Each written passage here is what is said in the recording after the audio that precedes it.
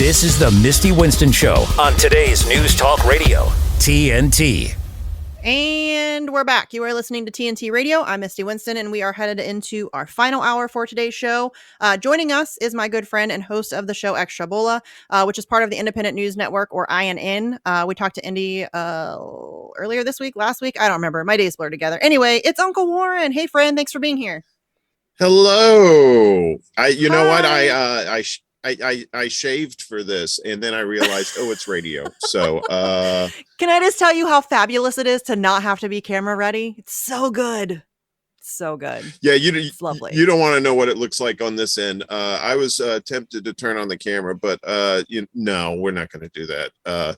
Yeah, it reminds me of my radio days a long time ago. We would just show up in like sweatpants, shorts, t-shirts, and everybody thought that radio DJs looked a certain way, and then they'd see us in public and go, oh,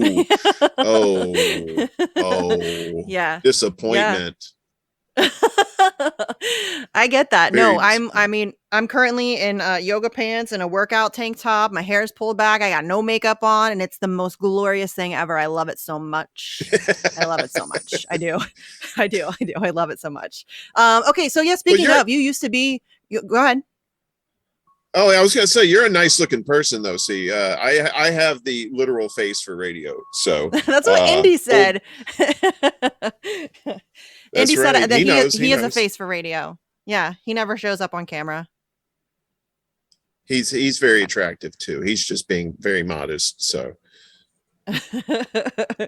I'm just lazy, and I don't want to have to be camera ready, and so it's nice that after 2+ years of being on camera, that I don't have to worry about that. Well, I do sometimes because I still do on camera stuff, but not every day like it used to be. So it is nice to have a break from that. I'm not like super into all of that stuff, and for girls it sucks, y'all. You have to do your hair and your makeup, and if you don't, then people talk crap about you, and it's so dumb.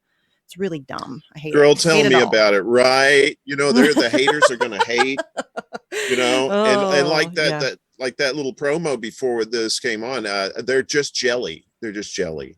So, they are just jelly. Yeah. I do have a lot of trolls, though. Dude. Yeah, I have a lot of trolls, and so they like to pop up into my mentions and tell me how fat I am or how ugly I am or that I'm blah blah blah blah blah. Yeah, it's fine. I don't care about them, so it really doesn't matter. But I do have the dumbest trolls on Twitter. I'm gonna stand by that forever. The dumbest trolls on Twitter. I do. I'm really not exaggerating. If you would like to come, check out my trolls on Twitter. I am at Sarcasm Stardust. You can come and check them out. They are really, really dumb.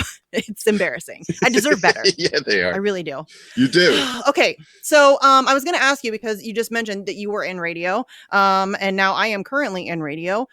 So tell us about your old radio days, because when I was in high school, I wanted to be in radio. I told Mike Ryan, who's the guy that hired me for this job. Hi, Mike. Thank you. But I wanted to be in radio as a high school senior. I interned at CD 101 in Columbus, Ohio. And, I was going to go to the Ohio Center for Broadcasting and all that stuff. And then radio kind of died. And now it's making like this awesome comeback through the interwebs. But you were in radio kind of like at the height of radio. Yeah. Around the when grunge started coming into fashion. This was early 90s. I was in college at Mississippi State University. Hail State. Ring that cowbell. And I actually wasn't, I knew I was going to be a communication major in college, and I said, well, I've got to get into some form of communications if I actually want to be serious about this. And the first job I had was at WKOR in Starkville, Mississippi, aka Stark Vegas. Interesting place. It was a top 40 place. So at the time, they were playing like a lot of top 40 music and whatnot. But the building itself used to be a funeral home, and it was a split level type deal. So all the offices and stuff were upstairs, and the booth was downstairs where the morgue used to be. Right. Nice. So first job in radio, and I work in a haunted house. And so I'm doing overnights. Yeah, it was creepy, man. It was like I was doing overnights, and I'm playing like I'm playing Kickstart My Heart, although I'm not supposed to be playing that. We had like a very strict list of songs we could play, but I said, no, I'm going to play what I want. It's the middle of the night, but then I'd hear footsteps above, like, okay. So during a spot break, I'd go upstairs to check it out, and nobody around, door was locked.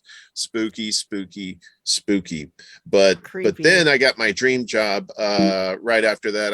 I worked at Mix 106. It was a classic rock station, and probably the worst paying job I ever had, but it was probably the best job period that I ever had. I got to play music that I really loved, and that's where Uncle Warren was actually born, because my program director at the time said, Warren, you should give yourself a radio name. Do you want to just go by your regular name? And I was like, no, I want to do something better. And I thought about it, and my sister, I don't have any kids, but my sisters have kids, and I love my niece and nephews so much. I said, well, I'm just going to be Uncle Warren, and that's where Uncle Warren was born, in North Mississippi.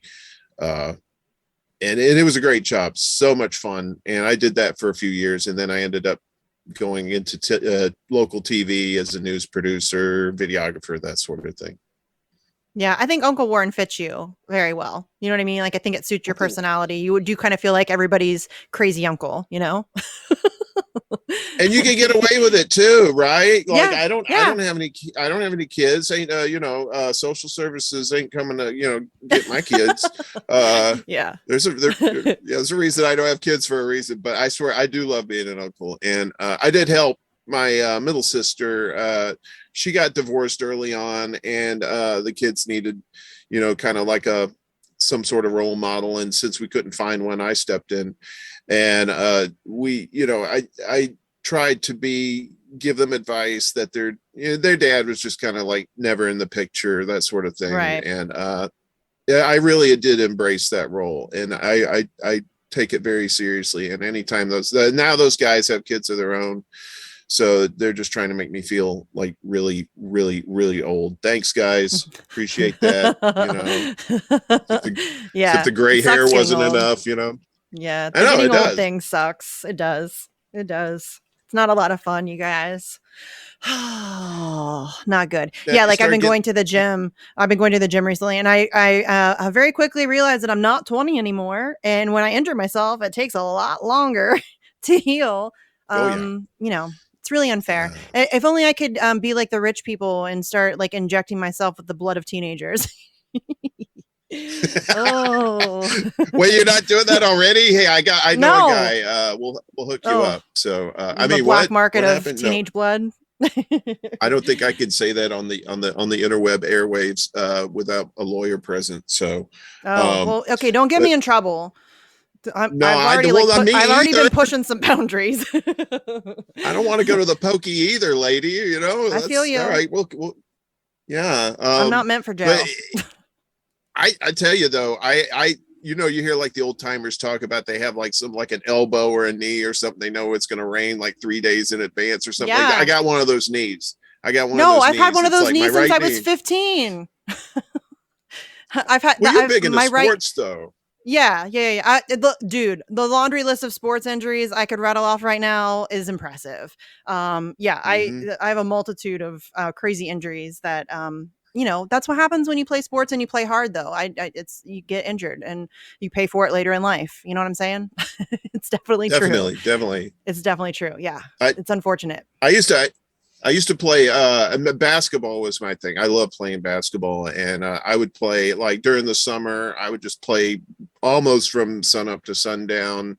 But a lot of times you end up playing on like either asphalt or hard concrete. You don't have the luxury. Yeah. In the South, where the rural South, you don't really have the luxury of like playing on a wood court, which would be ideal. But even then, after a while, that's gonna take a toll on your knees. Yes. And it sure did with my right knee. So I feel that. It's my right knee too. Both of my knees are terrible from years of softball and track and all that good stuff. But yeah, my right knee is particularly bad. So it is what it is. I'm glad I played sports. Are you right-handed? I am. That's probably what it is. So you favor your right leg, like if you're I don't kicking or know. something like that. Well, I I'm didn't no play a lot of scientist. kicking sports. No, I know. But I But mean, I didn't play a lot of. Go ahead. I was going to say I don't know. It's kind of like it's like you're right-handed, but you're right-footed, but not necessarily kicking stuff. But like that's kind of like your dominant leg as opposed. Well, I think to it's kind of the opposite one, though so. for softball, because in softball, when you're throwing, you step with your left foot. When you're batting, you step with your left foot. So I'm kind of more. I'm like That's right now I'm true. doing CrossFit, and so when I'm doing like split jerks and stuff, my left foot is the one that's out front. So it's kind of opposite. So, but I mean, I'm trying to think of when I did long jump. Did I jump off? I think I even jumped off my left foot when I was doing long jump. But I did do hurdles and all of that. I was a cheerleader. So, lots of jumping, I think, is really just what really destroyed my knees for me. So, it is what it is. Hopefully I don't. It's probably your Go right ahead. knee is jealous because you didn't pay enough attention to it. It was all about the left leg. Ooh, the left leg. Yeah. Yeah. Whatever. Hopefully I don't need to get it replaced. My mom's had 2 knee replacements, and that is not fun. I don't know how we got here, Warren. How did we get on this weird conversation? This always happens when I talk to you. Every time I talk to you, we end up down some weird path that makes no sense whatsoever, and I'm not even sure how we got there.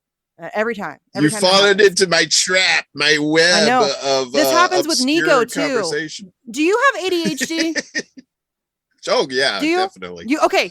Yeah, See, yeah. I think that's what it is. Because this happens with Nico too. Because Nico and I both have severe ADHD, and when you put the two of us together, we can't. Like, I'm not kidding. If you go back, he was on Bitch. I host a show called Bitch with Comrade Misty. When he was on Bitch, we did like an hour and a half of the weirdest. I don't even know. Like, we talked about basketball, and then we talked about cats, and then we talked about foreign policy, and then we talked about, I don't even know. Like, it was just this weird like mashup of the strangest topics ever in the history of the world being smushed together into one conversation. And at the end of it, I was like, I don't know. I think that's where, remember when I said that my tagline should be this show is weird? I'm pretty sure that's where that came from. Because the show is weird. You know what I mean? Every time I talk to Nico, it's all over. Yeah, you would just keep saying, man, this show is weird. What the hell happened? This show is so weird. That show is weird. I need to start doing them again. I was trying to give myself a little break to get kind of into the swing of being on 5 days a week, 3 hours a day. That's a lot. Mostly I was worried about my voice. Is my voice going to hold up? So I kind of put all of my other shows on hiatus. But now that I've kind of gotten into a groove, I need to start doing that again, because it really is like a 2-hour therapy session every week. And it's so much fun. And it is a weird show. It's a really weird show. Okay, so anyway, focus, Warren. I want to talk to you about Independent News Network, INN. I had Indy on, like I mentioned earlier. I don't know, this week, last week, whatever day it was, I don't remember. All my days legitimately blur together, especially right now with the organizing of DC and all of that stuff. I don't know where I'm at. Okay, so first of all, I want to know. I know that you were in radio, so this was probably kind of like a normal a place for you to find yourself being in independent media. But what was it about? Were you always kind of political? Did you always want to cover politics and talk about politics? Why did you join INN? Like, what brought you to this point? Well, first off, I do feel for you because in my radio days, we had a lot of filler, which was music, and then we would just there's none of that. We'd have like spot. Right. We would do music, and then we'd talk during the spot breaks, that sort of thing. And at the time, I was I hate to say this, but at the time, I was like a Bill Clinton super fan. Ooh, yeah, I know. Ouch. I know. So I was young. We were in love. I don't know what happened, but but the years passed, and I got out of radio, and then I got out of TV because I worked in local TV, and I really enjoyed what we were doing for the community, especially during we had a lot of weather events up there. I don't know if people know about North Mississippi. It's kind of like the tail end of Tornado Alley, through Oklahoma, Arkansas, Tennessee. And so we had a lot of weather events up there, and a lot of times we had to be Johnny on the spot in places with live trucks and trying to get people information and stuff. And I felt really good about what we were doing, but then it got to a point where local TV was starting to run stories that catered to the sponsors more than it did to the community. Yeah. So I got out of that for a while, and I got into retail, and I started, talking to people, just average regular people, and we talked about their problems, their beliefs, their what they wanted to see our country doing, and eventually evolved into it got to a point where I just didn't believe in it. Well, Bernie kind of got me out of the wilderness for a bit, but even then, after, he disappointed a lot of people, including me. So what drove me to do the show, I was kind of inspired. I was inspired by Joe Rogan, the way he does his, he doesn't do interviews. He does like a conversation type show. And I thought, well, there's a lane for that here, where we can, I wanted to talk to people like you and like other, like journalists and activists and, comedians, anybody who was trying to do the good work for people, and just get them on and talk to them about things that they usually couldn't talk about on their own show, but mainly about their own personal beliefs, the things that drive them, that sort of thing. And every show I've done, I started last June with my buddy Christopher Neal, aka Black Bruce Wayne. He was my very first guest. Love that guy. Him. And I love him. Yeah, he's a firebrand, but he's also a Star Trek nerd like me. So we'd talk about politics, but then we got into kind of like we do, you and me, we go down that road of like, where the hell is this conversation going? And it's great because you don't know, and it's fun. You find it, you it's like water going downhill. You just kind of take the path of least resistance, and you find so many things to talk about that you probably weren't even planning on talking about. And so I started doing that, and Indy came to me and he said, I'm starting up an independent news network, and I want you to be a part of it. And I said, well, I'm not a news show. I mean, I'm not like one of these people that, reports on the news every day. It's just basically like a talk show. I said, how does that going to fit in? He said, well, it's the people that you're talking to. These are like very interesting people, and I think your show's interesting. And I said, okay, all right. And I joined up with him, and I met everybody else. I'd already known him and Reef before then, Reef Breland, and they got me started. They helped me out with technical stuff and everything with the show, and it's just that's what I like. It's a family, like Mikasa Sukasa. It's a family, Revolutionary Blackout Network, their family, it's a family of folks, and we're all trying to do basically the same thing. We're trying to inform people, and we're trying to bring people around who have been just steeped in the propaganda, and we're trying to get them out of that quicksand, Yeah. And I think that I don't, your show might not be a news show per se, but I still think that it has like a valuable position, because I still think we have to entertain people. Like, I mean, I listen to the other people on TNT, and a lot of them are very serious, and that's fantastic. Like, there's so many amazing presenters on TNT. And I do some of those too. Like, I interview, really important people who are very educated, very informed. And, I think there's a place for those kinds of serious shows, but I also like doing, just fun shows. Like, we're in a time of extreme chaos and desperation, and like there's a lot of depressing things happening, and so I think that it's important to just let loose every once in a while and have fun conversations and just be silly and talk about sports injuries. Right. I just think that that's fine. And I think that you're right. I think that like INN is kind of a family, Revolutionary Blackout's a family, MCSC's a family, and yet we're all in community together, which I think is really important. Like, we all have each other on each other's shows, and we support each other, and we boost each other's work, and all of that stuff, because I think that's really important, because in this time of like unprecedented censorship, we're gonna have to have each other's backs.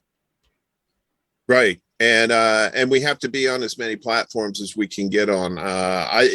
Depending on the the reliability of these platforms, that's yet to be seen. But I feel like us all working together, because we have so many forces against us, right? You have the elites, you have the mainstream media who serve as the mouthpiece for the elites. You have the toadies that serve at the whim of politicians who are trying to feed us propaganda. We're fighting on so many fronts, all these things. And so we have to, if we truly believe what we believe, what we're doing is good work, and trying to get people to be informed with the correct information.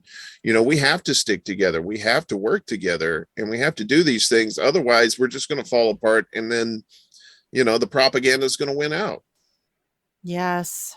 And it already really is. I mean, I'd hate to be Debbie Downer. I've warned people that I am kind of cynical, and it's really difficult to not be when you look around what's happening right now.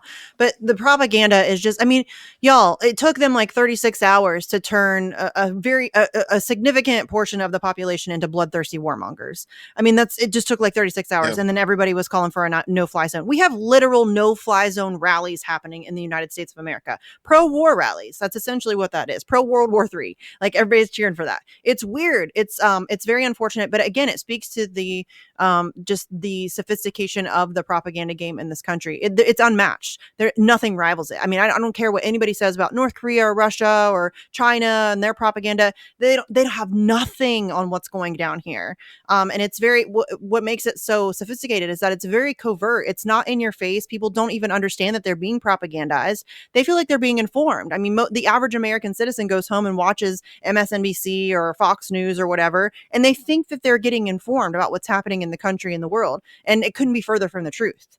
But that's the level of propaganda that we have. And it's really scary, honestly. I scream about it all the time. I feel like I'm screaming into the void. But that's really what we're up against. And it's, it's really terrifying what they're able to do and what they're able to convince people of. And they're able to manipulate the way people behave. And I mean, just watching everything that happened surrounding COVID and now everything that's happening surrounding Ukraine. And it's like, geez, Louise, we are screwed. Oh, I don't know how to fight back against it. I don't know how. I really don't. Well, we just have to keep plugging away. Yeah. Like I said, I was the Bill Clinton super fan back in the 90s, Yes. So I was suckered in by the propaganda, but I managed, because I got to listen to people like you and Fee from the Combo Couch. I think you ladies are like the biggest inspirations for me for getting out of the bubble completely. Because I was still, even though I couldn't stand the Democrats, I still had I was clinging to this hope that Bernie was going to be the one that was going to get us, across the finish line. Oh, that's right. You were mad at me, weren't you? You didn't like me, right? Yeah. Because I was mean to Bernie. No, yeah. I wasn't. I did not like you. I didn't like what you were saying. Right. I respected what y'all were saying, but I didn't like it. I've gotten that a lot. It's okay. You were talking about the one last hope an old man had for I know. maybe, but that's the thing. That's tough love. You got to take your medicine. Medicine doesn't taste good, but it makes you feel, it gets you better. That's the thing. And I needed that medicine, and I found out how wonderful you and everybody else that's in the space are that truly want to do good works. And like I said, it just kind of harkens back to my days when I worked in news, when I worked with people back then who were the same way, that they didn't care about their egos or whatnot. They wanted to get the story right. They wanted to make sure people got the information, find out who these corrupt assholes were in their town that were screwing them over. And, and now it's like 30 years later, and here I am, and I'm with similar people, albeit younger, which is fine. I have no problem with younger people. In fact, I think they have fresher minds and are a lot smarter than we were when we were that age back then. So, I'm cynical, sure. but I have hope too. I do have hope. Oh, for because sure. of Yeah. people. Yes. Yes, I have you warned my know? audience that I tend to like be a little cynical. It's mostly just because I'm extremely jaded. And I think being an activist for as long as I have been is responsible for that. But I say this all the time. If I didn't have a tiny bit of hope in my cold, dead heart, then I wouldn't do what I do. So, I mean, it's just sometimes it's hard to present that level of optimism on a regular basis and really ever at all. Like, it's hard. Like yesterday, I said something positive when Jesse Zerwell was on my show, and I think I stunned him because he's not used to. I mean, we host another show, Facts on the Ground, together. He's not used to me being optimistic or positive about stuff like that at all ever. So he was a little. I think I caught him a little bit off guard. But there you have it. Every once in a while, I have a burst of positivity and it'll just come out. But we're going to take a quick break. And then when we come back, I want to pick your brain about some of the current goings on in the world because there's a lot to talk about. So hang out for just a couple minutes. And right after this break, we'll have more with Uncle Warren here on TNT Radio. Today's News Talk Radio, TNT. Welcome back, everybody, to TNT Radio. I'm Misty Winston, and we're in the home stretch of today's show. Joining me for this hour is my dear friend, Uncle Warren, who hosts the show Extra Bola on INN, Independent News Network. So please go check it out, subscribe, do all that good stuff.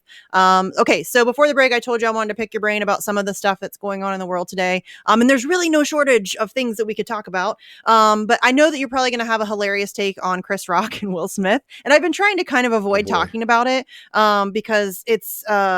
I honestly don't care. It's two millionaires, some beef between two millionaires. But I feel like it's fun to, kind of pick people's brains about where they stand on it. So are you team Will or are you team Chris here, Warren? I'm team Misty. How do you like that, boy? I flipped the script. Yeah, you did. Well, I look at it from a comedian standpoint. I recently watched a video that Jimmy Dore did, and he was on there with Kurt Metzger, and they were talking about how comedians, this isn't the only time something like this has happened on a big, huge stage. Yes, that's probably the first time this has happened in a while, but it's just.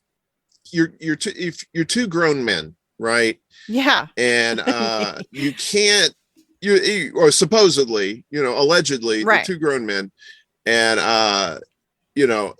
was Chris Rock's joke inappropriate? She was Jada Pinkett Smith. She has alopecia. He didn't know. He was making a G.I. Jane joke, and nobody, you have to be like my age to kind of get those references because. It was for those who don't know, it was Demi Moore, and she was like, it's not even offensive, Warren. Yeah, it's not even offensive. Right, it wasn't offensive. She was hot. She's hot. Like, I wanted to be G.I. Jane when I was, you know what I mean? Oh, yeah, that's what I don't get. I love those. It wasn't haircuts offensive too. Yeah, and the haircuts are great too because no fuss, no muss. You're done in like 30 seconds in the shower with that stuff. Yeah. I have really long hair now, so I used to have those little buzz cuts. In the summertime, but I had to stop doing that because people kept saying I looked like a white supremacist, and I was like, well, I'm not, but I just don't have any air conditioning in my apartment. I kind of need all the breaks I can get. But yeah, I listened to those. I listened to Jimmy and Kurt, and they had a point. It's like, okay, if you don't like a joke, and somebody could just come up there and smack the crap out of you, what's to stop? Comedians from getting that happening to them in clubs when they go on tours and stuff like that. It sets a precedent. Okay, if I want to say, if I put myself in Will Smith's shoes, right? I guess yes, in some form or way, maybe I would be a little upset that you're making fun of my wife, but if I were married, my wife would probably have just as odd a sense of humor because that's probably one of the prerequisites because I'm a pretty strange cat. So, I would think she would probably take the joke okay, and I wouldn't have to worry about it. But, you figure egos are involved, and he's like this huge Hollywood star and all this stuff. And it's just, I'm like you. I didn't want to pay any attention to it either. But I just think, like I said, listening to Jerry and Kurt, Jimmy and Kurt. I don't know who Jerry is. I'm sure Jerry has an opinion on it too. Hi, Jerry, wherever you are.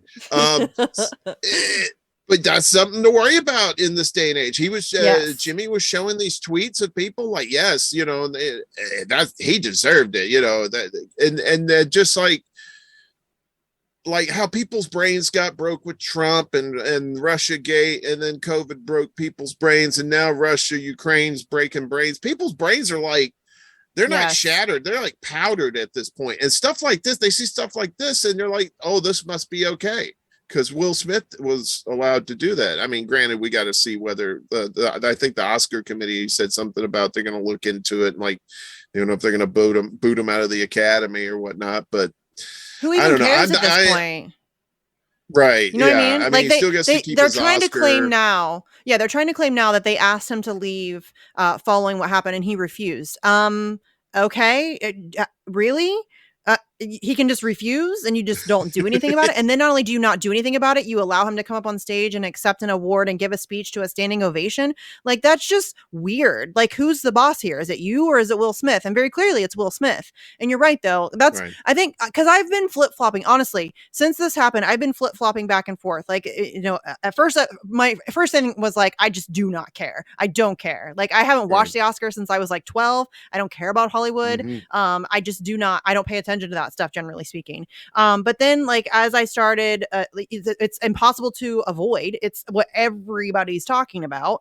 So I was like learning more about it. And then some people said that this is like an ongoing beef. Like, Chris Rock has said things in the past about Jada and that maybe they have some interpersonal drama. I don't know. So there's layers to it, which I understand. But the point remains that it is unacceptable for a grown man to smack another grown man because he said some words. You know what I mean? That's not okay. Right. You can't do that. That's just not okay. That's not how we solve problems as grown-ups. And so if you have issue with what Chris Rock said or whatever, address it, but, you know, use your words. We don't hit people. Like, that's I when my kids were little, I used to say that all the time. Use your words. You know what I mean? Like, you don't hit your sister. You don't, whatever. Don't mean, and like I said the other day, Yo Gabba Gabba has a whole episode about don't bite your friends. You know what I mean? Jack Black's on that episode. Don't ask me how I know that. Don't ask me how I know that.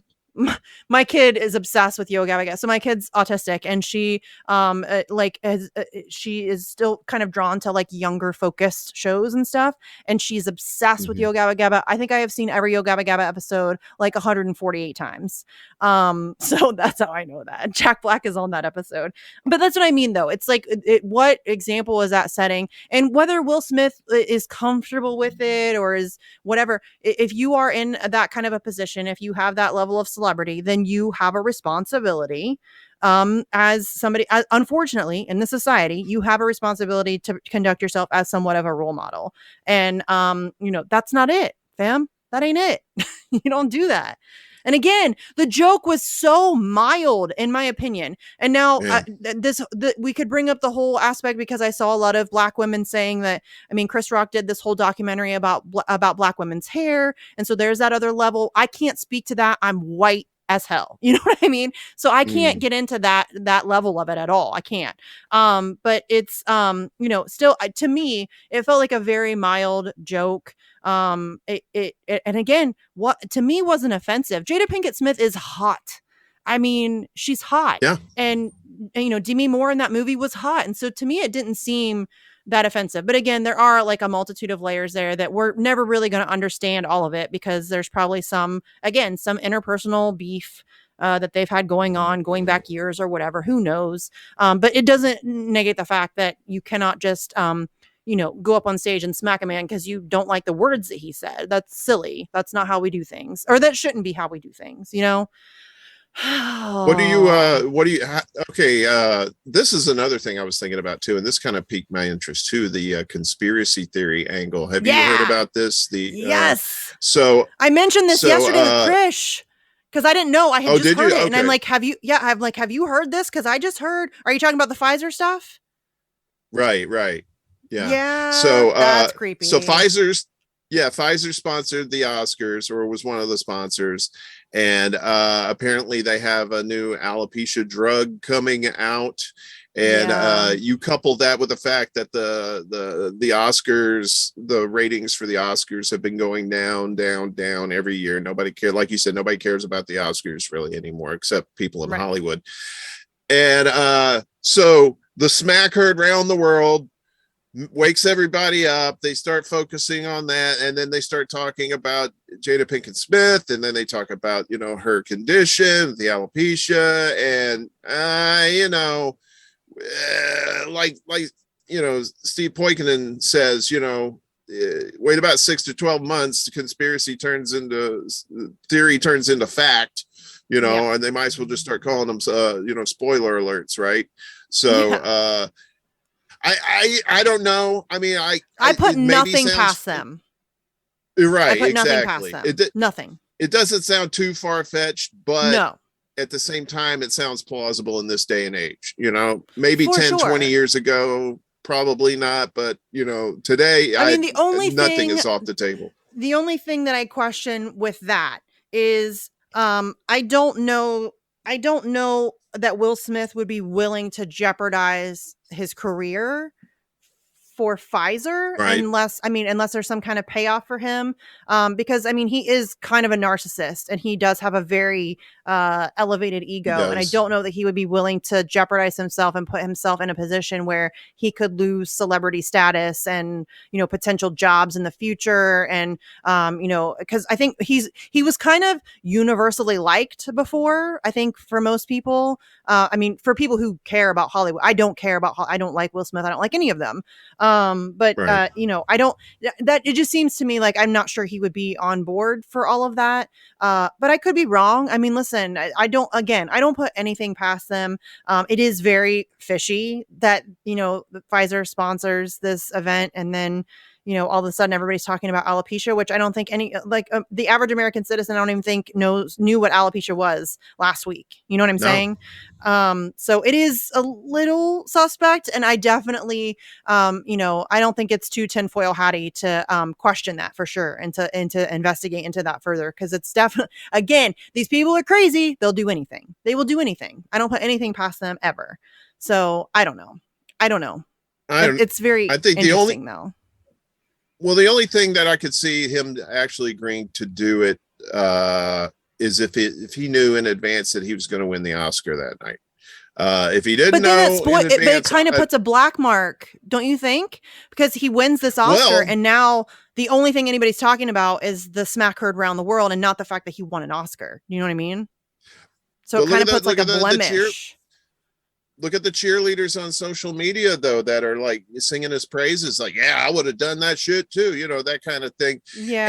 And you know, and he already has the Oscar, and he's probably not gonna lose the Oscar over this, no matter what happens. Listen, You know what I mean? okay, Even if they kick him out. okay.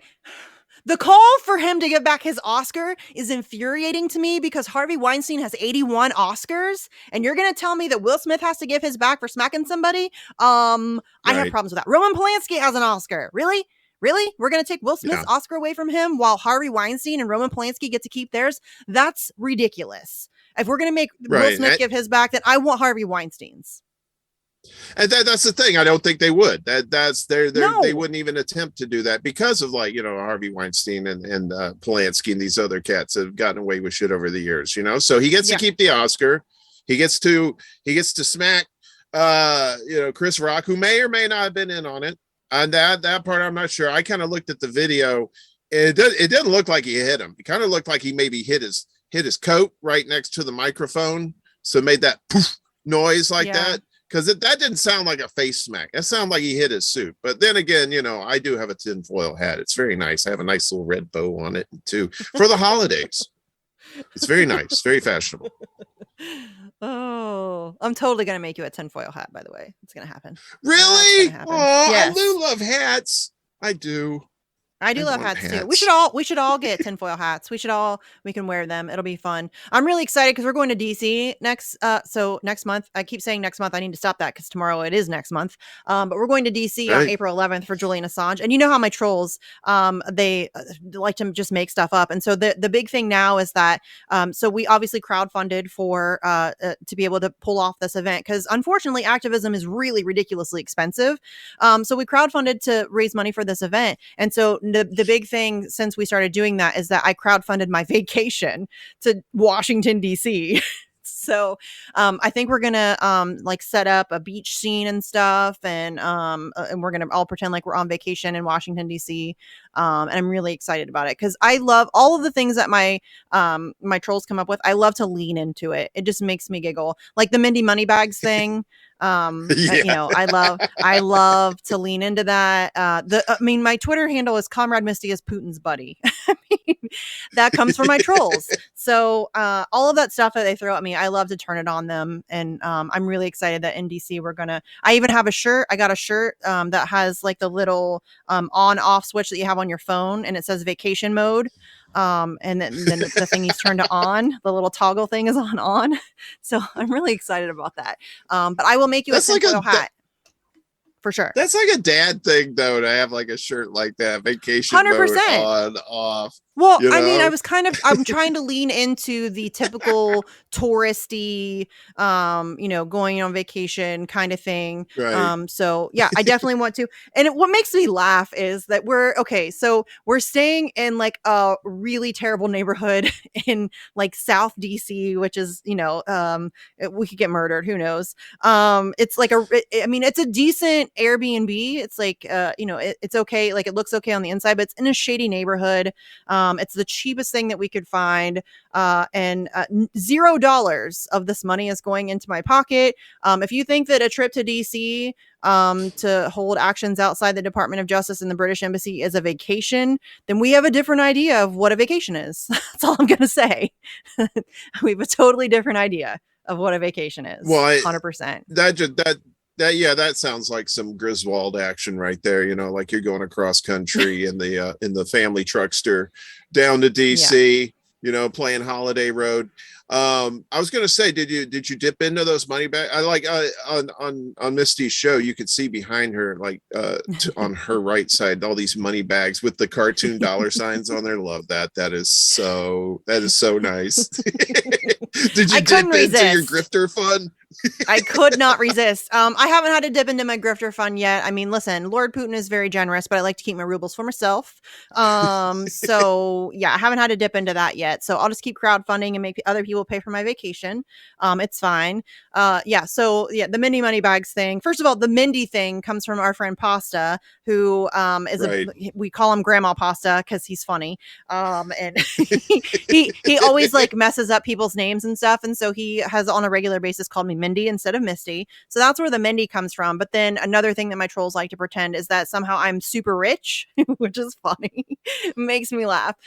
So now I'm Mindy Moneybags, and that's where that comes from. And I went to a Halloween store this past Halloween, and I was like, just strolling through the Halloween store, and I saw these money bags, and I'm like, okay, I can't not get those. I have to have them. So I bought the money bags, and they are behind me on my right, which you can see on my video shows. And it cracks me up. I love it. I love I have a bookcase behind me. There's all kinds of stuff back there that they haven't even seen yet, that they haven't even figured out yet. So I have hidden a bunch of stuff back there. I have like a heart frame picture of Putin. You know what I mean? Like you got kind of a Where's Waldo kind of thing situated back there. There's like you got Assange back there, you got Putin, you got money bags, you got all these little hidden. Not just Assange. I have a shrine. There. I have a shrine to Assange. I've seen that. It's very nice. Yes, that's very nice. Yeah, that's another thing. Go ahead. I just want to say, this is just so random. Rubles just sounds like a Russian breakfast cereal. I don't know. I know it's money, but if you're going to have some rubles, it just sounds like, it part does of this kind of breakfast, Right. Yeah. That's Vitania, comrade. You look like you're hungry. You do not eat well. Try some rubles. Part of complete breakfast. Speaking of Putin, did you hear the spot that TNT has? Did you hear that? I did. When we took break, that was fun. We just don't look as good as Putin shirtless on. Oh my God, I love TNT. I love TNT. I seriously found like the just right spot for me because every time that comes on, I like giggle and snort because it's so funny. It cracks me up. It cracks me I up. like to ride horse shirtless. Yeah. Show Russian nipples. Delightful. I can't do a Russian accent for too long because then it slips into the Count from Sesame Street. It does a little bit. One the Russian and nipples. He's Transylvanian. Russian I feel like you're a little off there. That's a little racist. That's a little racist. I'm sorry. You're canceled. Yeah. Well, I'm part vampire, so we can that's we can say that. That's our words. I got it. You can't say that. You normies can't say that. Sorry. Right, what happened? Are we still on the air? What happened? Yeah, we're still. Yeah. See, I said nipples too many times. I think I get booted. I'm just afraid. Listen, Orf was on the other day. Orf was on the other day, and I think he dropped about 400. Matt Orfala, and he dropped like 482 F-bombs. Dude, it's like they're pretty chill about it, but dude, it was like every third word. I'm like, simmer down, homie. Yeah, it was something. But yeah, the whole Putin, I definitely don't look as good as Putin on a back of a horse shirtless. It's definitely not a thing. I don't think anybody does though. I mean, he's kind of a specimen, right? Off. Yeah, he is. He is delightful. He the first time I saw that, I thought he was like, what is that, a minotaur? Because I didn't see the horse's head. Oh yeah, and, I just saw him, and then the back, the horse's butt and all that. And I thought, wow, that's a mythical creature, and he runs a country. That's pretty cool. I mean, I wonder how he pulls that off. But then I saw the horse's head, and the illusion was shattered. So, well, I like that people also photoshopped it into a bear. I love that. Right. Yeah. He's riding a bear. Yeah. He's off to breakfast. He's going to get himself a bowl of rubles. Yeah. But I tell you, you talk about Orf dropping the F-bombs.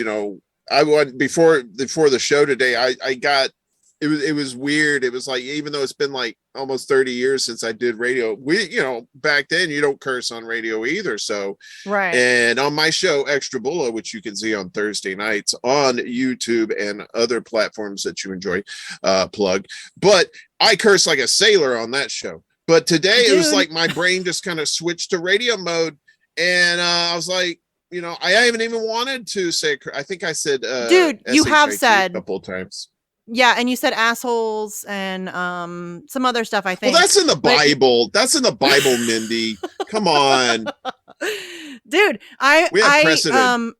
I try really hard. I honestly, if you have been listening to this, I have been so good. Like, everybody should be extremely proud of me, because if you watch my other shows, I curse like a sailor. I can't help it because I get so angry about things. And the F-bomb just really helps me, get it out. Like, it helps. It's like therapy, dropping that.